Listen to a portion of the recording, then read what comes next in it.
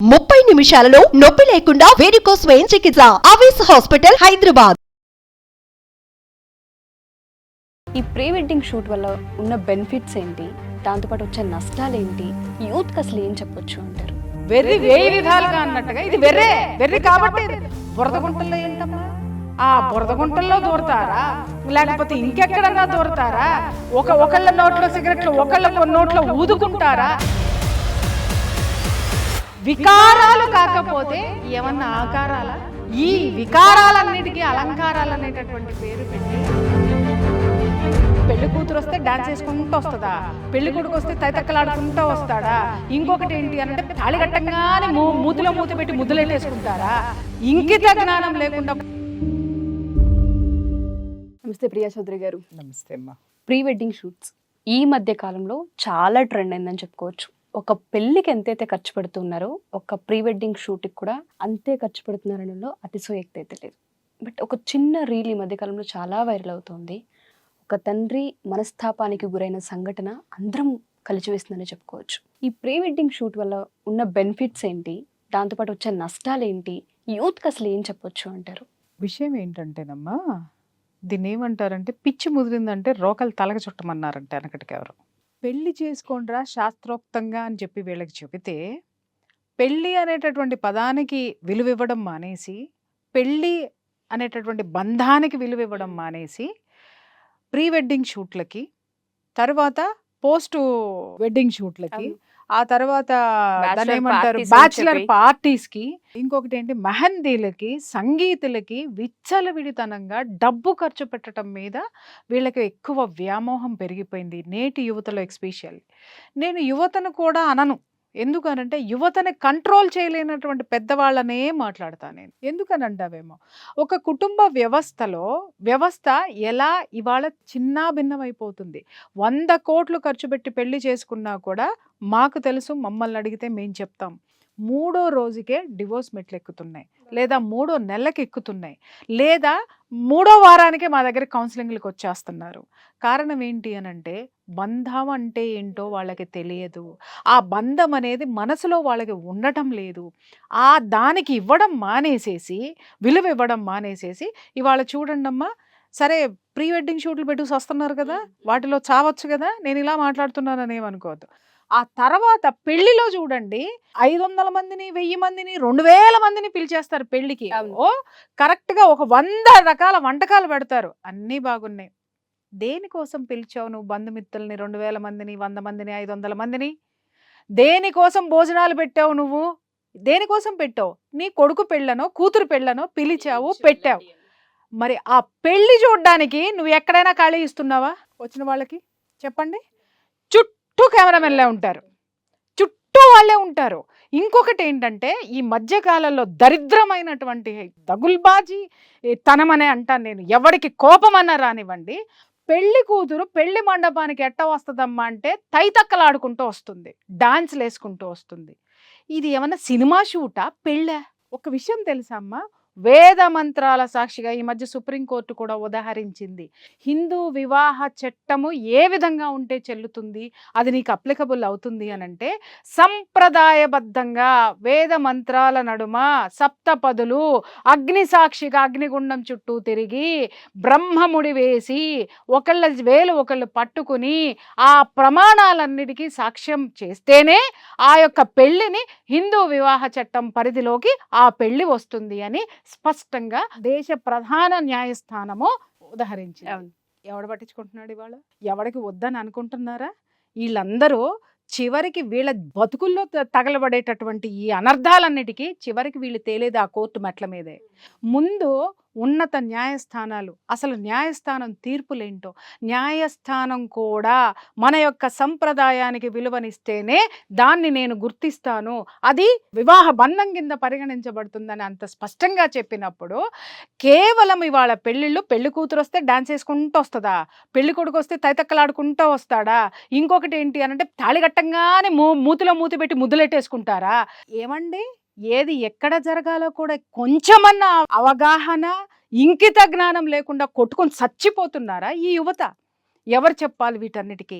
పెద్దవాళ్ళు ఏం చేసేస్తున్నారు, వాళ్ళు కూడా చప్పట్లు కొట్టుకొని ఎర్రి ముఖాలల్లో వేసుకొని కూర్చొని, నిజంగా చెప్తున్నాను, వివాహం అనేటటువంటి తంతుని, ఆ బంధాన్ని ఇవాళ నవ్వుల పాలు చేసి రోడ్డు మీద పడేసి ఒక సినిమా షూట్ మాదిరి పెళ్లిళ్ళు జరుగుతున్నాయి తప్ప ఒక బంధాన్ని, ఇది 2 కుటుంబాలు కలిసి ఒక బంధాన్ని ఏర్పరచుకుని ఆ బంధం ద్వారా ఇద్దరు మనుషులు ఒకటయ్యి వాళ్ళు ఒక కొత్త జీవితంలోకి వెళ్తున్నారు, వాళ్ళకంటూ ఒక కుటుంబాన్ని ఏర్పరచుకోవడానికి, ఒక బంధాన్ని ఏర్పరచుకుని ముందుకు సాగుతున్నారు అనేటువంటి ఆలోచనల పేరులో ప్రీ వెడ్డింగ్ షూట్లు వేయి విధాలుగా అన్నట్టుగా ఇది వెర్రి కాబట్టి బురద గుంటల్లో ఏంటమ్మా, ఆ బురద గుంటల్లో దూరతారా లేకపోతే ఇంకెక్కడన్నా దూరతారా, ఒకళ్ళ నోట్లో సిగరెట్లు ఒకళ్ళ నోట్లో ఊదుకుంటారా, వికారాలు కాకపోతే ఏమన్నా ఆకారాలా, చెప్పండి, ఏమన్నా అలంకారాలా?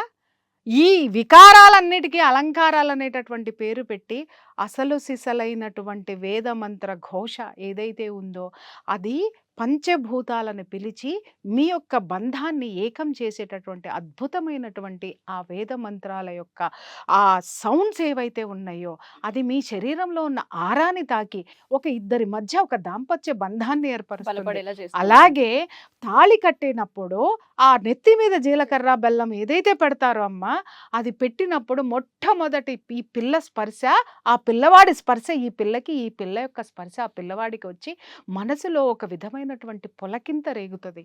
ఆ పొలకింతే ఆ యొక్క ఆరాసు కలుస్తాయి, అది కలిసి ఒకరినొకరు తాకటం మొదలు పెడతాయి అన్నమాట.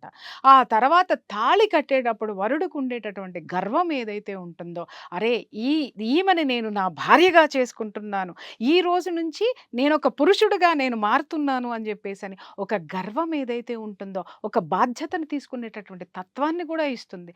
అలాగే తల వంచి తాళి కట్టించుకునేటటువంటి ఆ పెళ్లి కూతురు మనసులో, అరే ఈ రోజు నుంచి ఈ తాళి నా గుండెల మీద ఉండేటటువంటి ఈ తాళి నా గుండెల్లో ఒక బంధాన్ని ఇచ్చి ఒక బాధ్యతని నా చుట్టూ ఈ సమాజంలో నాకు ఒక సెక్యూరిటీని ఇస్తుంది ఇది అని గుండెల మీద ఇలా పదుపుకుని ఎందుకు పెట్టుకుంటుందంటే దిస్ ఈజ్ మై సెక్యూరిటీ. ఏ విధవా నన్ను తాకకుండా, ఎవ్వరూ నా జోలికి రాకుండా, ఎవరూ నన్ను తక్కువగా చూడకుండా, అబలనని చూడకుండా నన్ను సబలని చేస్తుంది ఇది అని చెప్పేసి ఆ తాళిబొట్టును భద్రంగా పట్టుకుంటుంది. అది దాని అర్థం.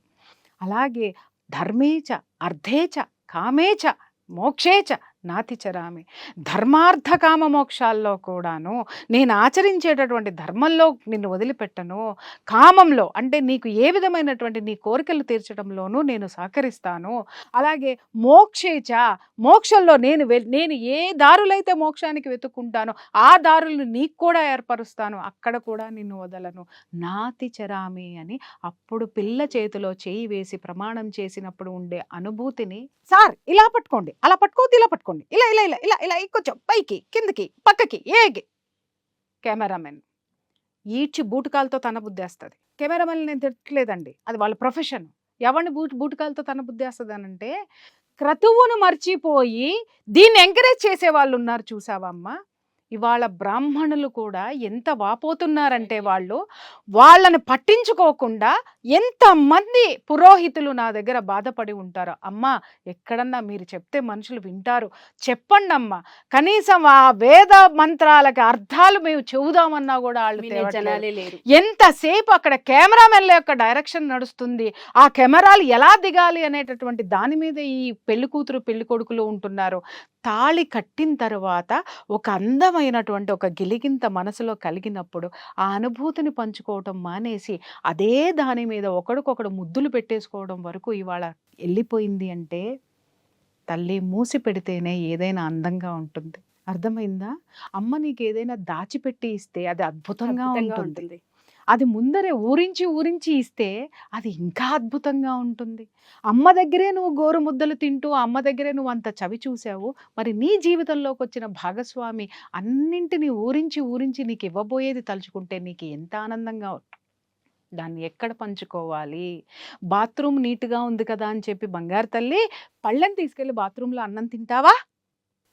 ఎంత నీట్గా ఉన్నా బాత్రూంలో ఏ పని చెయ్యాలో ఆ పనే చేస్తావు, అన్నం ఎక్కడ తినాలో అక్కడే తింటావు, బాత్రూమ్ నీట్గా ఉంది కదా అని చేయవు. అలాగే సంస్కృతి హద్దులు దాటిందని చెప్పి మనిషి హద్దులు దాటాడు. ఏ హద్దు దాటాడు? దేశ సరిహద్దు మాత్రమే దాటాడు అనుకున్నాం. కానీ సంప్రదాయ హద్దుల్ని కూడా దాటి ఈ విధమైనటువంటి మకారాలని, అంటే ఇందాక నేను అన్నారే వికారాలన్నమాట. ఆ వికారాలన్నిటినీ కూడా ఈ విధంగా చూపిస్తూ ఉంటే ప్రకృతి మాత్రం ఎట్టి పరిస్థితుల్లో వీళ్ళకి గుణపాఠం చెబుతూనే ఉంటుంది, చెప్పే తీరుతుంది. ఎందుకంటే దేనికైనా కొన్ని హద్దులుంటాయి, దాపరికాలుంటాయి. ఆ దాపరికము ఎప్పుడైనా కానీ, ఏ మనిషికైనా కానీ కొన్ని దాపరికాలు అందంగా ఉంటాయి, కొన్ని దాపరికాలు మనసుల్ని నిలబడతాయి, బంధాలని నిలబడతాయి. అవన్నీ ఇవి ఏవి మనవి కావు. ప్రీ వెడ్డింగ్ షూట్లు ఎక్కడి నుంచి వచ్చినాయో తెలియదు. ఒక ఆవిడ వెడ్డింగ్ ప్లానర్ అనమాట. ఎంత బాగా సమర్థించేసిందంటే, ప్రీ వెడ్డింగ్ షూట్ ఉండాలండి, ఉంటే అది చాలా మందికి మేము ఎలా ఉండాలా అంటే, ఇది ఎవరు క్రియేట్ చేశారు అంటే, ఈ వెడ్డింగ్ ఈవెంట్స్ ఉన్న వాళ్ళకి పనులు కావాలి కాబట్టి ఎక్కడెక్కడ ఉన్న సాంప్రదాయాలను తీసుకొచ్చి బలవంతంగా ఇవాళ మన వివాహ వ్యవస్థలో వీటన్నిటినీ పెట్టారు, బలవంతంగా పెట్టారు. ఇవన్నీ ఈ వ్యామోహాలన్నిటికీ కూడా సాష్టాంగ నమస్కారాలు పడిపోయి, బొక్కబోర్ల పడిపోయి మన పెద్దవాళ్ళందరూ వీటికి తెరలు తీసేసరికి బాహాటంగా మన జీవితాల్లోకి వచ్చేసినాయి. అమ్మా, పెళ్లికి ముందు పెళ్లి కూతురు కూర్చుని గౌరీదేవి పూజ ఎందుకు చేస్తుందో దీని అర్థం ఎవరికైనా తెలుసా? నాకు తెలిసిన అర్థం నేను చెప్తున్నా. ఆ గౌరీ పూజ చేసేటప్పుడు ఆమె యొక్క ఏ జీవితంలోకి, ఏ బంధంలోకి తను అడుగు పెడుతుందో అన్ని విధాలుగా ఒక సంరక్షణని అమ్మవారిని ఇవ్వమని చెప్పేసి అని కోరుకుంటూ ఆ పూజ చేస్తుంది. ఆ పూజకు ఉన్నటువంటి ఎనర్జీని నువ్వు తీసుకొని ఆమె నీతో పాటు వస్తుంది. ఆమెని తీసుకుంటున్నావా, ఫోటోలు తీసుకుంటున్నావా? ఇవాళ ఏదైతే ఫోటోలు తీసుకుంటున్నారో, ఏదైతే కేవలము బొమ్మలకి, కేవలం మీ యొక్క మనది కాని సాంప్రదాయాలకి ఎప్పుడైతే మీరు తెర తీసేశారో అప్పుడే మన సాంప్రదాయం కానటువంటి డివోర్స్ కేసులు పెరుగుతున్నాయి, వెస్టర్న్ కల్చర్ పెరిగిపోయి ఇవాళ ఒక్కళ్ళు కూడా మనశ్శాంతి లేకుండా ఉంటున్నారు. ఉషా, నేను ఒక్కటే విషయం చెప్తా, ఈ పేరెంట్స్ అందరూ కూడా ఇట్లాగే మా బంధువుల ఇళ్లలోనే ఒకటి ఇట్లాగే ఇన్సిడెంట్ జరిగినప్పుడు ఊళ్ళో నుంచి పెద్దవాళ్ళందరూ వచ్చారు. చుట్టూ 15-20 మంది కెమెరామెన్లు ఉన్నారు, కెమెరాలే తిరుగుతూ ఉంటుంటే వాళ్ళు ఆ పెళ్లి కూతురు తల్లిని అడిగారు, అమ్మ వాళ్ళందరినీ పక్క తప్పుకోమనవే, మనవరాలు కనపట్లేదు అని అంటే, సర్లే మీరు ఎప్పుడైనా ఉంటారు, తర్వాత అంతా చూసుకునేది కెమెరాల్లోనేగా జీవితాంతమో అని కెమెరాలకి ప్రాధాన్యత ఇచ్చింది ఆ అమ్మ, ఆ తల్లి. వీళ్ళు వెనక నుంచి ఒక నిట్టూర్పు విడిచి, అరే పిల్లని అట్లా చూసుకుంటే ఆనందం వీళ్ళకి జీవితాంతం ఈ కెమెరాలో ఉండిపోతుందా? ఈ అనుభూతిని నీ వాళ్ళకి నువ్వు ఇవ్వవా? నువ్వు కెమెరాల ద్వారా నువ్వు అనుభూతి పొందుతున్నావే, మరి ఈ కెమెరాలకి నువ్వు ఏ విధమైనటువంటి అనుభూతిని ఇస్తున్నావు, నీ యొక్క బంధాలకి ఏ విధమైనటువంటి ఆ విలువనిస్తున్నావు అంటే, ఇక్కడ బంధువులకి విలువనివ్వటం మానేశారు. ఎంతసేపు ఇప్పుడు ఇవాళ రేపట్లో ఏంటి, అత్తగారు డాన్స్ వేస్తుందంట పెళ్లికి. సిగ్గు శరం ఉండద్దమ్మా? పెళ్లిలో అత్తగారు తైతక్కలు ఆడడం ఏంటమ్మా? నాకు అర్థం కాకట. ఎప్పుడు 2 కుటుంబాలు ఒకటైన రోజున మ్యూజిక్ పెట్టుకోండి, ఎవ్వరికి అభ్యంతరం లేదు. ఎప్పుడు 16 రోజుల పండక్కి పెట్టుకో, అప్పుడు అందరూ ఒకటవుతారు, దగ్గర అవుతారు, విభేదాలున్నా పోతాయి. అలాంటిది ఒక వేడుక చేసుకోండి. పెళ్లికి ముందే తైతక్కలాడేస్తారు, పెళ్లికి ముందే తాగేస్తారు. ఈ మధ్య కాలంలో ఒకటి నేను విన్నాను, ఒక పెళ్లికి వెళ్ళినప్పుడు మగవాళ్ళందరూ ఒకవైపుకు పోండి, ఆడవాళ్ళందరూ ఒకవైపు. ఇది ఏంది మగవాళ్ళందరూ ఆడవాళ్ళందరూ అంటే, ఇదివరకటి వెనకటికి భోజనాలు అట్లాగే ఉంటాయి. ఫస్ట్ మగవాళ్ళు తిన్న తర్వాత ఆడవాళ్ళు తినేవాళ్ళు. ఓహో, అంటే ఇప్పుడు మగవాళ్ళకి వేరే పెడుతున్నారు, ఆడవాళ్ళకి వేరే పెడుతున్నారేమోలే అని చెప్పేసి అని, మంచి పద్ధతే కదా అని పక్కన ఎవరితోనో అన్నా నేను. భలే చెప్పేవాళ్ళే, వాళ్ళు ఎందుకు వెళ్తున్నారు అనుకుంటున్నావు అని అడిగారు. ఎందుకమ్మా అన్న, మందు పార్టీ ఉంది అక్కడ. ఎక్కడన్నా ఈ సంప్రదాయం ఉందా? 16 రోజులు ఎప్పుడైతే లగ్నపత్రిక ఇచ్చి పుచ్చుకుంటారో ఆ నిమిషం నుంచి పెళ్లి అయిపోయిన తర్వాత 16 రోజుల పండగ వరకు నాన్ వెజ్ ముట్టరు, మందు ముట్టరు.